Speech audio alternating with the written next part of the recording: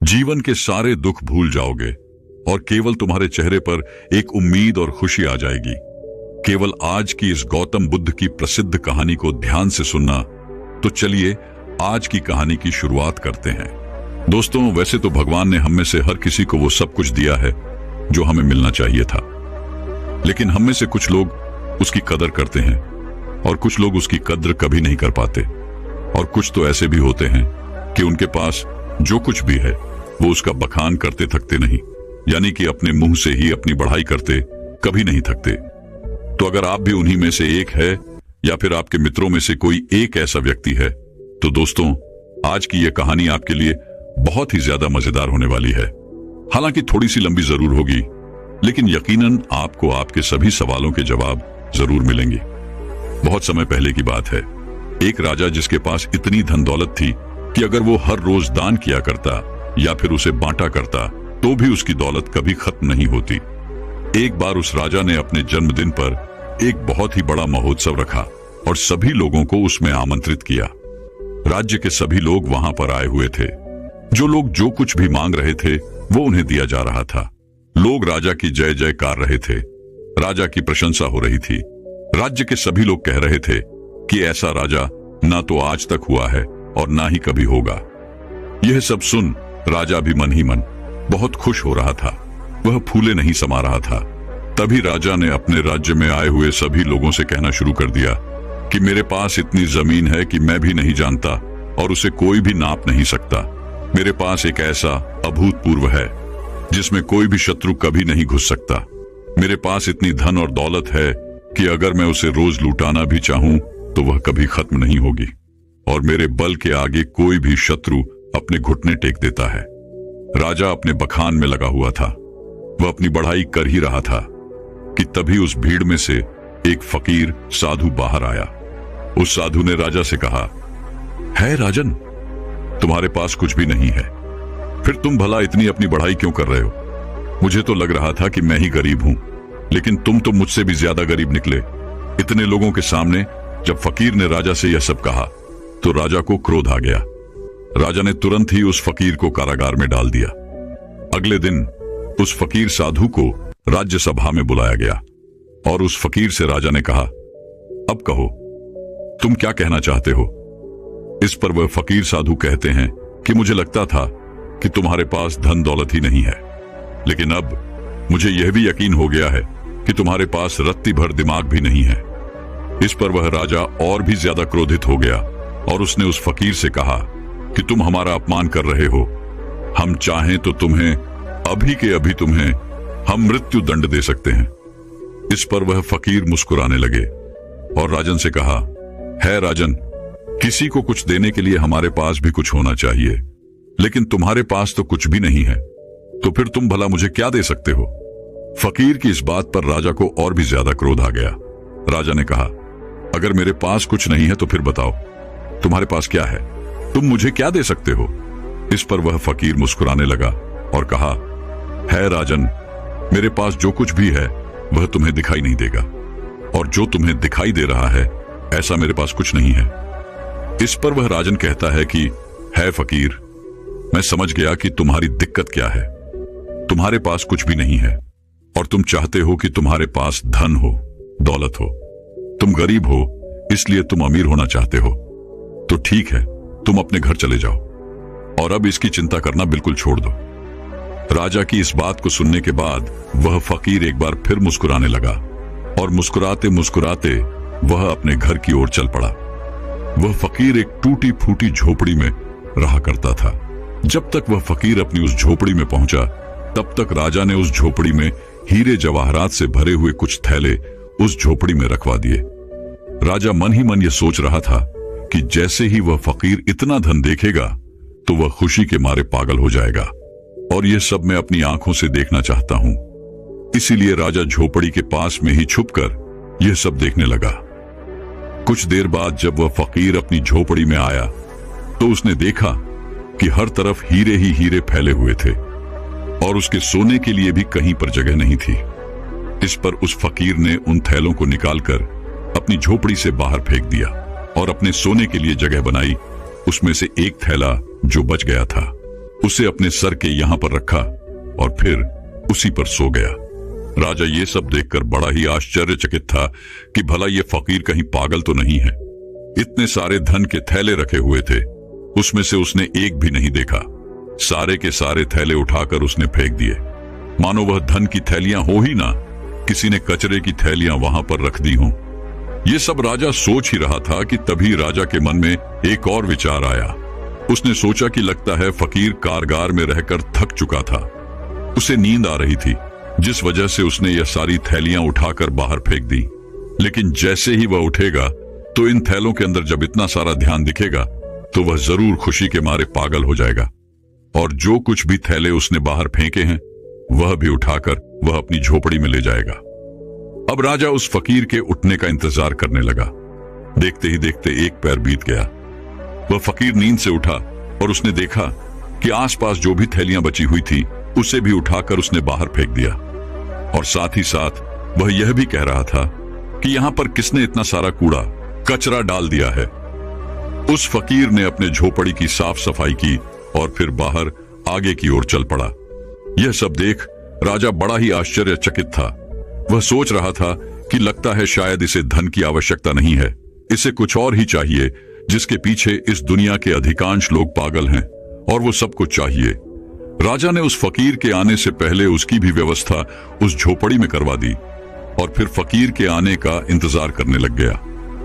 कुछ समय बाद जब वह फकीर वापस आया, अपनी कुटिया में अंदर की ओर प्रवेश किया तो उसने देखा कि कुछ लड़कियां फकीर का इंतजार कर रही थीं, जो बिल्कुल जवान थीं, जिनके अंदर यौवन कूट कूट कर भरा हुआ था।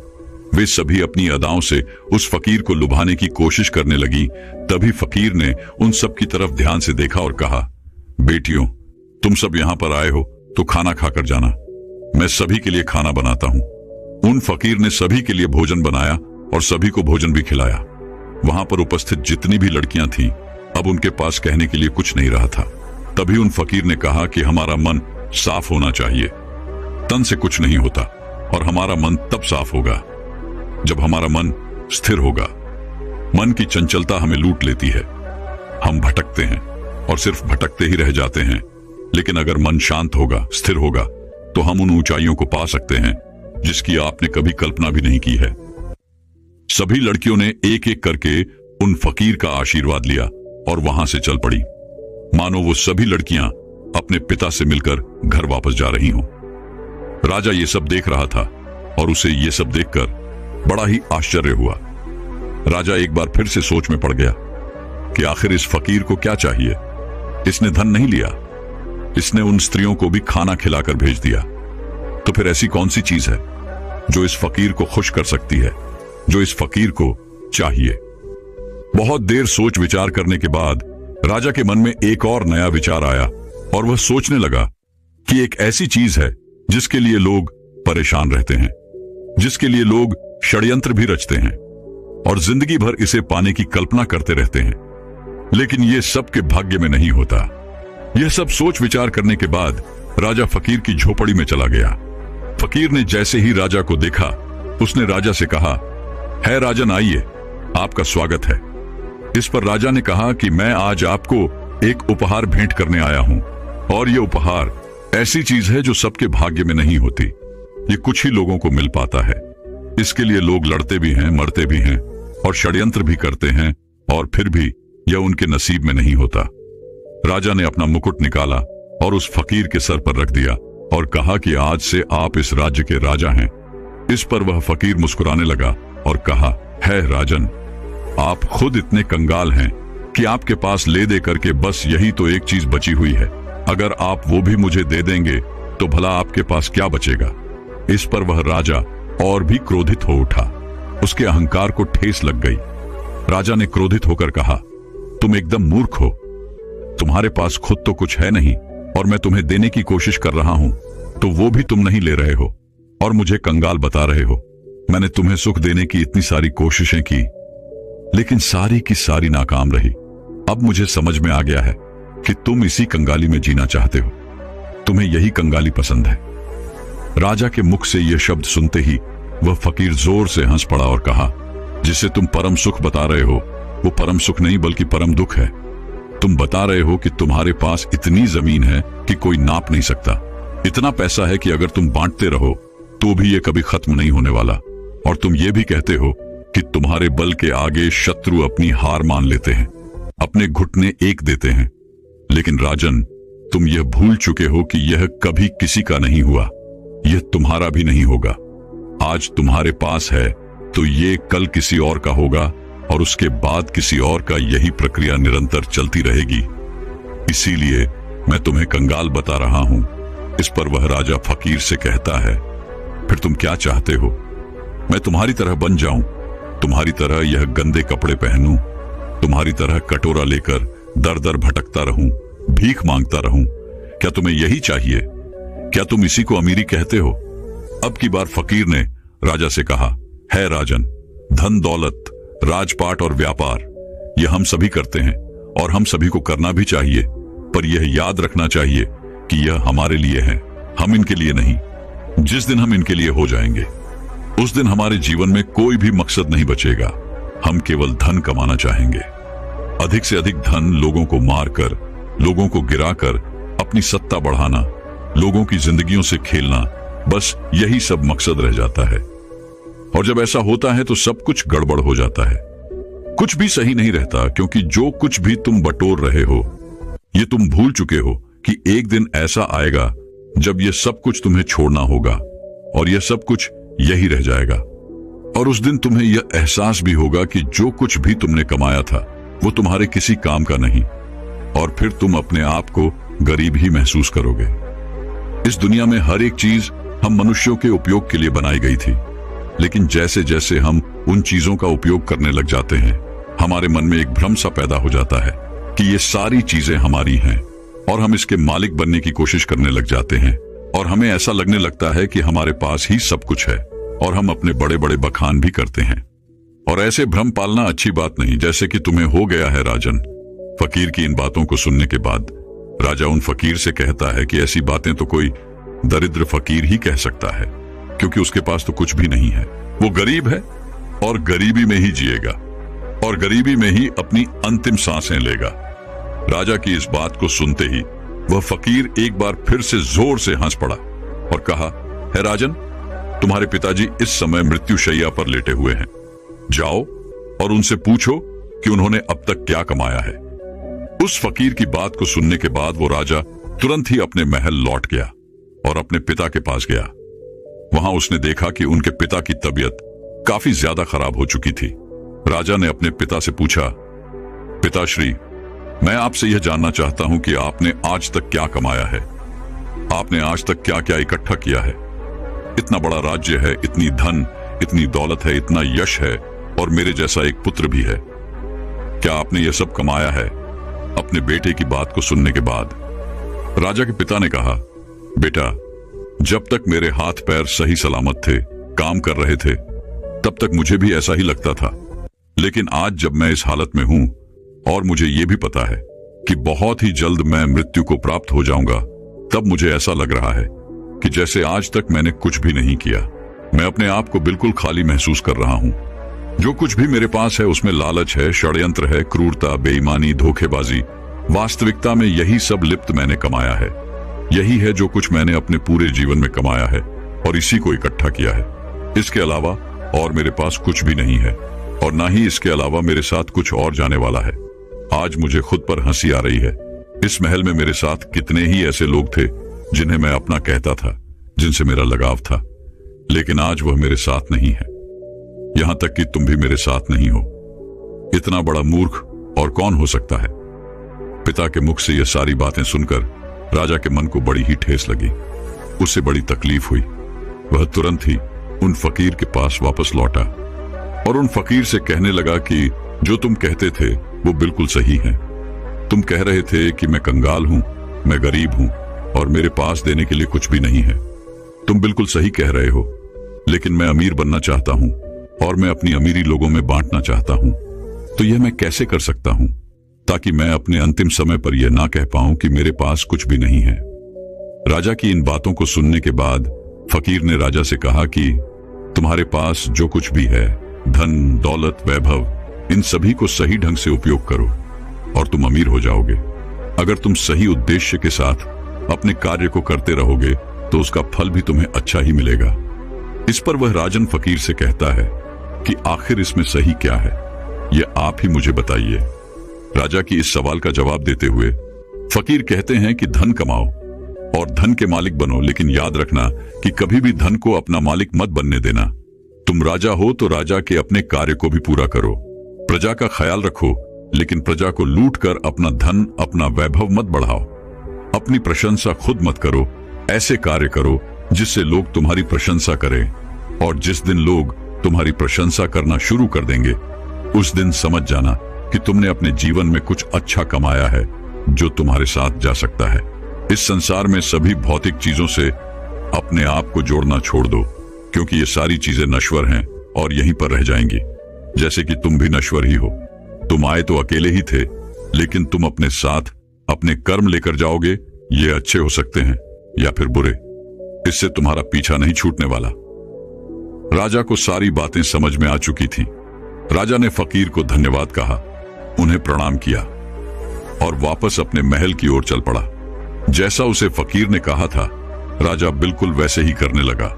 न तो उसने उसके बाद से कभी धन बांटा था, न ही बेवजह किसी को दंड दिया, और न ही बेवजह उसने अपने पड़ोसी देशों पर चढ़ाई करके उन्हें जीतने की कोशिश की। लेकिन उसने इस सीख के बाद अपने राज्य के लोगों को इतना मजबूत बना दिया कि उन्हें किसी से भी धन मांगने की कभी कोई जरूरत ना पड़े। कोई इतना गरीब ना हो कि उसके लिए 2 वक्त की रोटी ना मिल पाए, पहनने के लिए अच्छे अच्छे कपड़े हों, अच्छा घर हो, छत हो।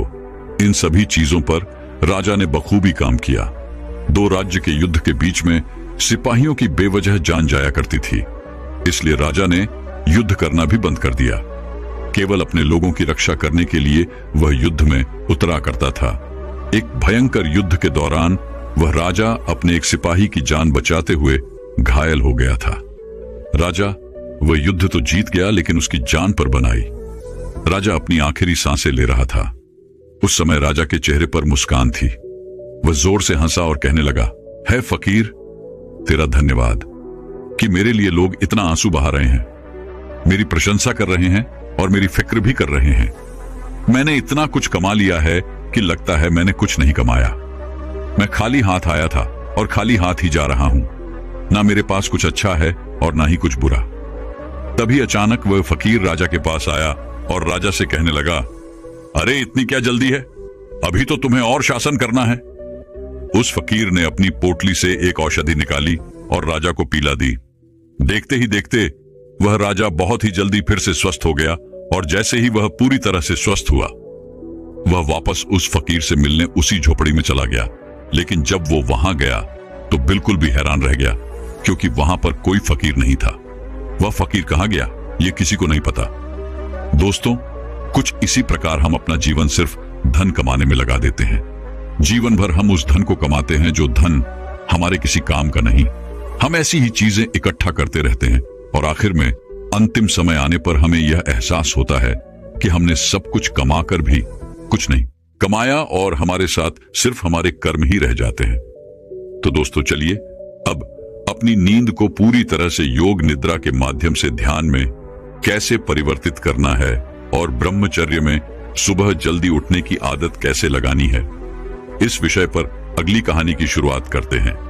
दोस्तों, कहते हैं जिन लोगों की नींद मृत्यु के समान शांत और स्थिर हो जाए, उन लोगों का हर सुबह एक नया जन्म होता है। इसका अर्थ यह हुआ कि जिस प्रकार ऋतु के समय हमारी सांसें एकदम से थम सी जाती है, उसी प्रकार नींद में अगर हमारी सांसें इतनी धीमी रफ्तार से चलेंगी जिसका किसी को पता न चले कि हम सांसें ले रहे हैं या नहीं, तो यह समझ जाइएगा कि आप योग निद्रा में हैं। योग निद्रा का अर्थ यह हुआ कि आपकी नींद ही आपके लिए ध्यान बन चुकी है, और यदि एक बार आप योग निद्रा में पहुंच गए तो आपको ब्रह्म मुहूर्त में जागृत होने का प्रयास कभी नहीं करना पड़ेगा, क्योंकि एक साधारण व्यक्ति की नींद 8 घंटों की होती है, और वहीं पर जो व्यक्ति योग निद्रा में होता है उसकी नींद केवल 4 से 5 घंटों की ही होती है। इसी कारण यदि आप योग निद्रा में होंगे तो आपका अपना शरीर ब्रह्म मुहूर्त में बिस्तर छोड़ देगा। यदि आप भी अपनी नींद को योग निद्रा की नींद बनाना चाहते हैं, अपने आप को ब्रह्म मुहूर्त में उठाना चाहते हैं, तो इसके लिए आपको एक बात समझनी बहुत जरूरी है, और वह यह है कि अपने शरीर के साथ जबरदस्ती हमें नहीं करनी चाहिए। अगर आप जबरदस्ती करके किसी तरह से तरह तरह के उपकरणों का इस्तेमाल करके यदि आप ब्रह्म मुहूर्त में उठ भी जाते हैं तो आपकी नींद पूरी नहीं होगी। आपका शरीर थका हुआ होगा और आपका ध्यान भी पूरी तरह नहीं लग पाएगा।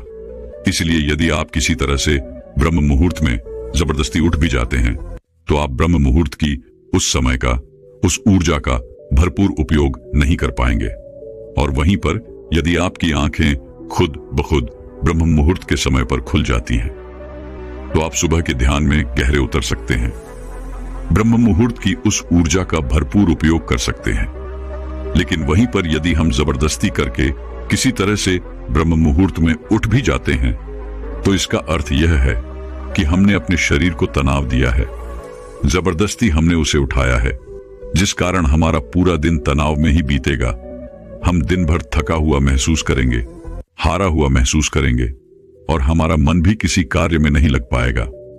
यदि आप वास्तव में ब्रह्म मुहूर्त में उठना चाहते हैं तो इसकी तैयारी आपको पिछली रात को ही करनी होगी। जैसे कि मान लीजिए आप रोज रात को 8 बजे तक खाना खा लेते हैं तो उसके बाद 9 बजे तक आप सोने की तैयारी कर लीजिए। आपको यह समय निश्चित रखना होगा। नियमित तौर पर आपको हर रोज 9 बजे ही सोना होगा। 9 बजे आपको अपने बिस्तर पर पहुंच जाना है, शांत होकर स्थिर होकर सो जाना है। और एक बात और याद है, जब आप इस अवस्था में होंगे तब आपके मन में किसी प्रकार के कोई विचार नहीं होने चाहिए, जैसे कि आज मैंने यह काम नहीं किया, आज मैंने वह काम नहीं किया। यदि मैंने इस कार्य को आज कर लिया होता तो कल मेरे ऊपर इतना दबाव ना होता। आपके दिन भर के सारे काम दिन भर में छूट जाने चाहिए। यदि आप व्यापार करते हैं तो आपके व्यापार के सारे काम वहीं रह जाने चाहिए। इस स्थिति के दौरान आपके मन में ऐसे कोई विचार नहीं होने चाहिए जिससे आप और आपकी नींद पर प्रभाव पड़े, फिर चाहे वह कार्य आपके लिए कितना भी जरूरी क्यों ना हो, फिर चाहे वह विचार ही आपके लिए कितना भी जरूरी क्यों ना हो, क्योंकि एक अच्छी नींद देना अति आवश्यक होता है, जिससे हमारा शरीर ऊर्जावान बना रहता है, ताकतवर बना रहता है।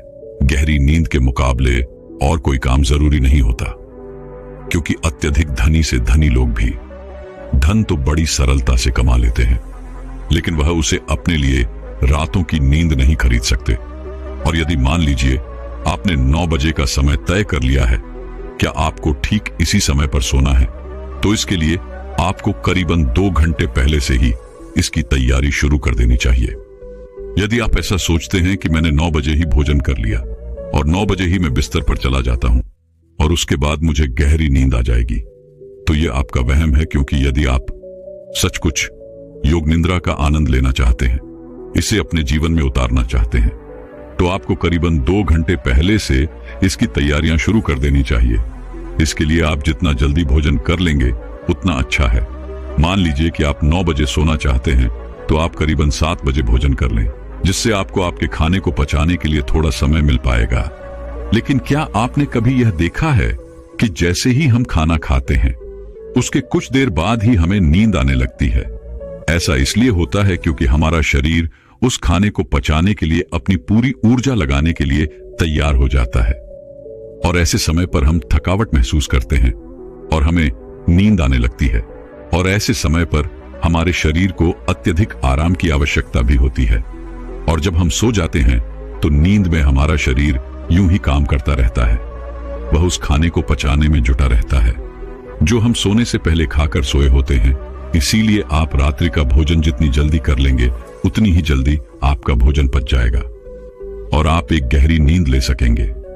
आयुर्वेद के हिसाब से हमें रात्रि का भोजन सूरज के ढल जाने के पहले करना चाहिए, और आयुर्वेद में यह भी कहा गया है कि रात्रि का भोजन जितना हल्का होगा उतना ही हमारा शरीर ऊर्जावान होगा, उतनी ही जल्दी हमारा शरीर उसे पचाने में सक्षम होगा। इसलिए हमेशा कोशिश करें कि रात्रि में हमेशा हल्का भोजन करें। लेकिन आजकल हम में से अधिकांश लोग तरह तरह के तरल पदार्थों का इस्तेमाल करते हैं, तरह तरह के तेलों का इस्तेमाल करते हैं ताकि वो अपने खाने को और भी ज्यादा स्वादिष्ट बना सकें। लेकिन इससे हमारे खाने को पकाने में और भी ज्यादा समय लगता है, और जिस भोजन को पकाने में जितना ज्यादा समय लगता है वह भोजन उतना ही ज्यादा पचने में भी समय लेता है। और इसी के विपरीत जिस भोजन को पकाने में कम समय लगता है वह भोजन उतना ही हल्का होता है और हमारे शरीर के लिए उतना ही ऊर्जावान भी होता है। हमारा शरीर इस भोजन को बड़ी आसानी से पचा लेता है और हमारे शरीर को भरपूर ऊर्जा जल्द से जल्द प्रदान कर पाता है।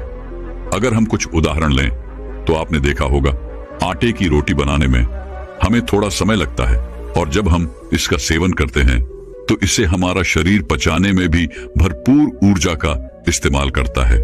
वहीं पर यदि चावल की बात की जाए तो इसे पकाने में कम समय लगता है और ये बहुत हल्का भी होता है और इसे पचाने में हमारे शरीर को मेहनत भी बहुत कम करनी पड़ती है, जिससे हमारे शरीर की ऊर्जा बहुत कम खपत होती है। इसी प्रकार खिचड़ी, चावल, उबली हुई सब्जियां ये सब हल्के खाने में आते हैं और वहीं पर रोटी, घी, तेल इत्यादि ये सारे भारी खाने में आते हैं, जिन्हें पचाने में हमारे शरीर को अत्यधिक ऊर्जा लगानी पड़ती है और हमारे शरीर को इसे पचाने में अत्यधिक समय भी लग जाता है। और आप लोगों ने यह भी देखा होगा कि जब हम में से अधिकांश लोग भारी भोजन करते हैं तो उन्हें नींद बहुत देर तक आती है, अर्थात वो बहुत देर तक सोते रह जाते हैं, क्योंकि इसे पचाने में अत्यधिक समय लगता है, अत्यधिक ऊर्जा नष्ट होती है। इस कारण हमारा शरीर थक जाता है और उसे आराम की भी अत्यधिक आवश्यकता होती है और इसी कारणवश हमारे शरीर में तरह तरह की बीमारियां भी उत्पन्न होने लगती है। लेकिन आजकल हम लोगों को यही नहीं पता होता कि हमें किस तरह का भोजन करना चाहिए। आप में से अधिकांश लोग रोज सुबह सुबह या शाम के वक्त व्यायाम करने जाते होंगे, अच्छा शरीर बनाने के लिए, अच्छा और सुडौल दिखने के लिए, जिससे आपका शरीर बलवान हो, ऊर्जावान दिखे। लेकिन इसके लिए आप भारी भोजन भी करते हैं। इससे आपका शरीर ऊर्जावान और सुडौल तो दिखता है, लेकिन शरीर की वह प्राकृतिक ऊर्जा, वह प्राकृतिक स्फूर्ति और प्राकृतिक ताजगी हमेशा के लिए नष्ट हो जाती है। इसलिए कहा जाता है कि शरीर का बलवान होने से ज्यादा मजेदार है मन का आनंदित होना। यह बात बिल्कुल सच है कि हर एक मनुष्य को व्यायाम करना चाहिए, जिससे उसका शरीर स्वस्थ और सुडौल बना रहता है, रोग मुक्त रहता है। लेकिन हमें उतना ही व्यायाम करना चाहिए जिससे कि हमारा शरीर थके ना और हमारे शरीर को कम से कम आहार की जरूरत पड़े, जिससे हमारा शरीर प्राकृतिक तौर पर ऊर्जावान बना रहता है। आपने खुद इस चीज का अनुभव किया होगा जब आप में से अधिकांश लोग व्यायाम करते होंगे और जब आप किसी दिन जरूरत से ज्यादा या फिर यूं कहें कि कुछ कठिन व्यायाम कर लेते हैं तो आपका शरीर अत्यधिक थक जाता है और आपकी नींद की अवधि भी बढ़ जाती है। इसी कारणवश हमारे शरीर को ज्यादा आराम की जरूरत पड़ जाती है और हम इस पर ध्यान नहीं दे पाते। इसीलिए जब अगले दिन हम उठते हैं तो हमारा शरीर थका हुआ महसूस होता है, हमारे शरीर के अंदर हमें ऊर्जा कम महसूस होती है। लेकिन जो व्यक्ति समझदार हैं वो लोग यह जानते हैं कि हम चाहे शरीर के लिए कितना भी व्यायाम क्यों ना कर ले, इसे चाहे कितना भी बलवान क्यों ना बना ले, लेकिन एक ना एक दिन तो इसे मिट्टी में मिलना ही है। और यही बात यदि हम अपने मन को समझाने में सफल हो जाते हैं तो इससे बड़ी जीत हमारे लिए और कुछ नहीं हो सकती, क्योंकि मन को समझाने से बड़ा काम इस दुनिया में कुछ हो ही नहीं सकता। जो व्यक्ति अपने मन पर काबू पा लेते हैं उसे समझाने में कामयाब हो जाते हैं। समझ लीजिए कि उन्होंने अपने जीवन पर विजय प्राप्त कर ली, उन्होंने अपने आप पर विजय प्राप्त कर ली, क्योंकि हमारा मन ही हमें भटकाता है, हमारा मन ही हमें लुभाता रहता है, हमारा मन ही दूसरों को प्रभावित करने में लगा रहता है। जैसे कि हम में से अधिकांश लोग व्यायाम इसलिए करते हैं ताकि उनका शरीर सुडौल और बलवान दिखे और वह लोगों को प्रभावित कर सके। जैसा कि आजकल हम सभी तरह तरह के विज्ञापनों में देखते रहते हैं, उसे देखकर हमारा मन भी उसी तरह काम करने लग जाता है, क्योंकि हमने हमेशा से तरह तरह के कलाकारों को देखा है जो अपने शरीर को सुडौल और आकर्षक बना लेते हैं। हमारा मन भी उसी पर काम करता है, हमारे मन को भी वही चाहिए, हमारे मन को भी लोगों को प्रभावित करना है, जिस कारण हम भी उसी राह पर चल पड़ते हैं। लेकिन हम कभी ये नहीं सोचते कि अगर हमारा समाज साधु संतों, ऋषि मुनियों की तरह मन को आकर्षण बनाने में ध्यान देते तो शायद हम व्यायाम से कहीं ज्यादा ध्यान को देते, उसे महत्वपूर्ण समझते। खैर, हम अपने विषय की तरफ आगे बढ़ते हैं। रात्रि को करीबन 7 बजे के आसपास आपको भोजन कर लेना है और यह भोजन हल्का होना चाहिए। उसके बाद आपको अपने शरीर को शांत और स्थिर बनाने की कोशिश करनी है, क्योंकि इस दौरान आपके पास कोई और काम नहीं होना चाहिए। 7 बजे के पहले पहले आपको आपके सारे काम निपटा लेने हैं, फिर चाहे वह दफ्तर क्यों या व्यापार के या फिर मन में कोई उथल पुथल, इन चीजों को पूरी तरह से बंद कर देना है। और 7 से 9 बजे के बीच का यह जो वक्त है, इसका हमें भरपूर उपयोग करना है, अपने मन को शांत करने के लिए, स्थिर करने के लिए, विचार मुक्त बनाने के लिए। और इसके लिए चाहें तो आप रात्रि के बाद स्नान भी कर सकते हैं, और स्नान करने के लिए आप चाहे तो हल्के गुनगुने पानी का भी इस्तेमाल कर सकते हैं। और स्नान करते वक्त आपके मन में तरह तरह के विचार उत्पन्न होंगे, और इस समय पर आपको केवल इन्हीं विचारों पर ध्यान देना है, जैसे कि आज जो भी थकान हुई है, मेरा शरीर जितना भी थका हुआ है, जो भी मैंने आज काम किया है, जो भी मैंने किसी से ईर्ष्या की है, नफरत की है, घृणा की है, वह सारी चिंताएं, वह सारी परेशानियां इस पानी के साथ धुल रही है, और मेरा मन एकदम खाली, शांत और निर्मल हो रहा है। यदि आप ऐसा भाव स्नान करते वक्त मन में रखते हैं, तो आपका मन शांत होने लगेगा और आप अपने आप को स्थिर करने में भी धीरे धीरे कामयाब हो ही जाएंगे।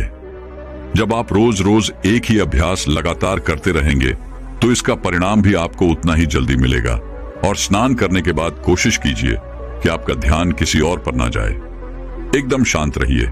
जो भी आपने आज किया है, जो भी वस्तुएं आपने देखी हैं, सोची हैं, सुनी हैं, उन्हें वहीं पर छोड़ दीजिए, क्योंकि वह सारी चीजें आपको अगले दिन फिर वहीं पर मिल जाएंगी। और उसके बाद अपने कक्ष की ओर आगे बढ़े। अपने कक्ष में जो भी सुगंध आपको पसंद हो, उसका इस्तेमाल करें। हो सकता है या कोई धूप बत्ती हो या फिर कोई परफ्यूम, आप इसका इस्तेमाल कर सकते हैं। उसके बाद अपने कमरे की रोशनी को धीमा कर दीजिए और मन को शांत करने के लिए, स्थिर करने के लिए कोई शांत संगीत लगाकर उसे ध्यानपूर्वक सुन सकते हैं। और उसके बाद आप बिस्तर पर लेट जाइए और किसी प्रकार के उपकरणों का इस्तेमाल ना करें। बस सोते वक्त अपने मन में अपने आप से कहिए कि मुझे ब्रह्म मुहूर्त में उठना है, और इसे आपको बड़े ही ध्यानपूर्वक कहना है। आपका पूरा ध्यान केवल इन्हीं शब्दों पर होना चाहिए। यदि आप सुबह 4 बजे उठना चाहते हैं, तो आप कह सकते हैं कि मुझे कल सुबह 4 बजे उठना है। हे प्रभु, मेरी इसमें मदद कीजिएगा, मुझे अगली सुबह 4 बजे उठा दीजिएगा, क्योंकि आप ही इस सृष्टि के कर्ता धर्ता है। इसलिए मैं आपके भरोसे एक गहरी नींद लेने जा रहा हूं, और मुझे पूरी उम्मीद है कि आप मुझे कल सुबह 4 बजे अवश्य जगा देंगे। अपने मन में यह भाव बनाए रखें, और इसी भाव के साथ आप गहरी नींद में चले जाएं। आपको ऐसा पूरे 21 दिनों तक करना होगा। उसके बाद आप खुद ही एहसास कर पाएंगे कि जब आप नींद में थे, तब भी आपको आपके आसपास क्या हो रहा है, इन सब का ज्ञान था। आप नींद में भी जगे हुए थे, और अब आपका जागरण पूर्ण हुआ, और अब आप योग निद्रा में प्रविष्ट हो चुके हैं। आप यह भी एहसास कर पाएंगे कि जिस नींद को पूरा होने में 8 से 10 घंटे लगा करते थे, और उसके बाद भी जब हम अगली सुबह उठते हैं, तो हमारा शरीर थका हुआ और बीमार सा महसूस होता था, अब वही नींद केवल 4 से 5 घंटों के अंदर पूर्ण हो जा रही है। और आपके शरीर में भी एक अलग ऊर्जा है, अलग शक्ति है। आपका मन भी स्फूर्ति से भरा हुआ है, और आपका मन भी सभी कार्यों में बड़ी सरलता से और सहजता से लगने लगा है। और ऐसा इसलिए हो पाता है क्योंकि यह नींद आपकी वास्तविक नींद है। पहली जो नींद आप सो रहे थे, उसमें आपके मन में तरह तरह के विचार रहते थे, तरह तरह के आपको सपने दिखाई पड़ते थे। आपका मन, आपका मस्तिष्क पूरी रात्रि भर काम करता रहता था। आपका शरीर आपके भोजन को पचाने के लिए कार्य करता रहता था, जिससे आपकी ऊर्जा नष्ट होती रहती थी। इसी कारणवश जब आप उस नींद से उठते थे, तब भी आपका शरीर उसी प्रकार थका हुआ, हारा हुआ और कमजोर दिखाई पड़ता था।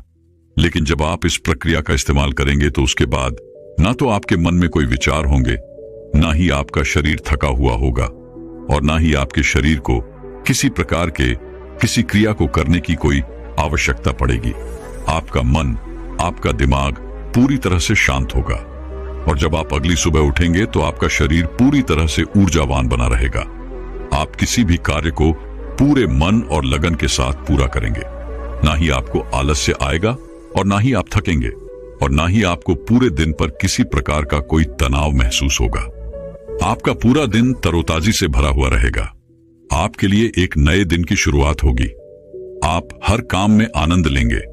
योग निद्रा में पहुंचने के बाद आपका ध्यान करना भी अत्यधिक सरल हो जाता है। आप बहुत जल्दी ही गहरे ध्यान में उतर जाते हैं। रात को योग निद्रा लेने के बाद ब्रह्म मुहूर्त में किया गया ध्यान सबसे लाभकारी होता है।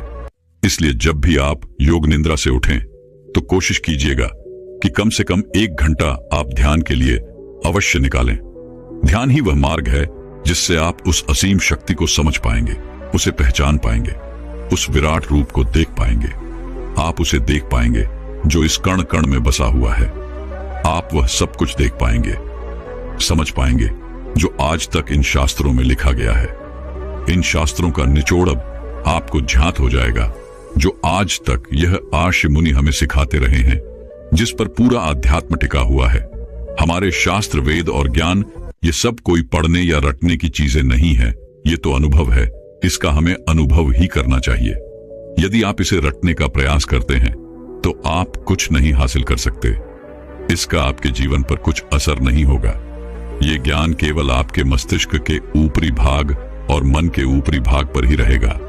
यह कभी आपके मन को प्रभावित नहीं कर सकेगा, जिस कारण यह हमारे मन में एक तनाव पैदा करेगा, जिससे हमारे जीवन में भी तनाव उत्पन्न होने लगेगा। लेकिन यदि आप इन चीजों का अनुभव करते हैं तो यही ज्ञान, यही वेद, यही शास्त्र आपके लिए आनंद का कार्य करेंगे। आपको हर जगह आनंद की अनुभूति होगी। आप केवल हर जगह वास्तविकता को देख पाएंगे, सत्य को समझ पाएंगे, सत्य को जान पाएंगे, और आपका जीवन भी सरल और सूक्ष्म होने लगेगा। दोस्तों, मैं उम्मीद करता हूं कि यह कहानी सुनने से आपके जीवन में अच्छे बदलाव आए होंगे। आपको इस वीडियो से क्या सीखने मिला, ये कमेंट करके जरूर बताएं, और अपने परिवार, दोस्तों या आपके करीबी इंसान के साथ ये कहानी शेयर करके उन्हें भी इस ज्ञान से परिचित करवाएं। बाकी अगर आपको यह वीडियो दिल से अच्छी लगी हो तभी इस वीडियो को लाइक कर देना, और आपने अब तक इस चैनल को सब्सक्राइब न किया हो तो चैनल को सब्सक्राइब भी जरूर कर देना। आपका हर दिन शुभ हो और खुशियों से आपका जीवन भरा रहे।